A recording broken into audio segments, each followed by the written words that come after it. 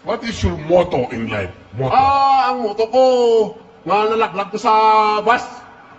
Nalaglag. Ano? Nalaglag ko sa bus. Motto? This is moto, moto. O motto? This is moto or my life in the family problem. What is your motto in life? What is in English? Moto nga ni. My life is a moto in my family problem. Ano ba sir? Hindi ko alam. Okay. Alright. Marami kasi nanonood sa atin ng mga asawa ng mga Pilipino, Amerikano, British, Singaporean, Chinese, mga nag-English. Okay, so nakikita tayo sa buong mundo. Yung America, Canada, Australia, London, Asia Pacific, everyone is watching. In English, what do you want to tell them? Go. The English watching Huawei from